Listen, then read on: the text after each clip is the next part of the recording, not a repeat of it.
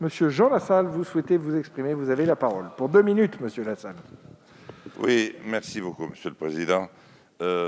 Monsieur le ministre, et je vous remercie, mais c'est-à-dire je voulais aller jusqu'au bout du propos, parce que les médecins que j'ai rencontrés, qui sont des médecins du travail, c'est-à-dire c'est quand même une catégorie de médecins très particulière et qui a énormément besoin de savoir pour croire et continuer sa délicate mission. Donc, ils n'ont pas le sentiment d'avoir été consultés, ils ont le sentiment que ce que nous faisons va plutôt à l'envers de ce qu'ils pensaient. Alors moi, je vais déposer un amendement pour pallier à la pénurie des médecins de travail. Je l'ai déposé, il n'a pas été retenu. Je voulais qu'il se penche sur la problématique principale de cette pénurie de médecins, c'est-à-dire la formation. Il a été jugé irrecevable, et moi je pense qu'il aurait dû l'être recevable.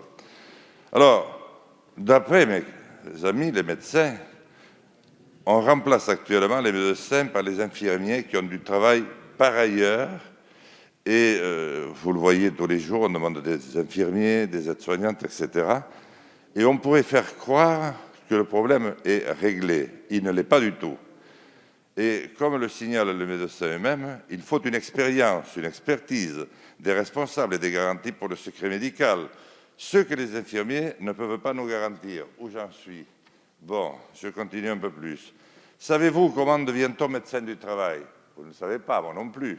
Mais c'est difficile. C'est une spécialité passionnante, mais complexe, de par ses multiples activités, et surtout mal connue des étudiants, de certains confrères et consoeurs, et du grand public. 54 secondes. En effet, juste pour mémoire, lors des 6 premières années d'études de médecine, la médecine du travail est enseignée pendant environ 2 heures, voire 4, sur l'ensemble des 6 premières années, selon les facultés de médecine. Et là, dans un dernier souffle, pour lutter contre cette pénurie, il aurait paru nécessaire, au travers de cette loi, de promouvoir et favoriser des stages de médecine du travail, notamment en service interentreprise, ainsi qu'en service autonome, qui sont plus représentatifs en volume de l'exercice de la médecine du travail, car comment voulez-vous choisir une spécialité que vous ne connaissez pas? Je vous remercie, monsieur le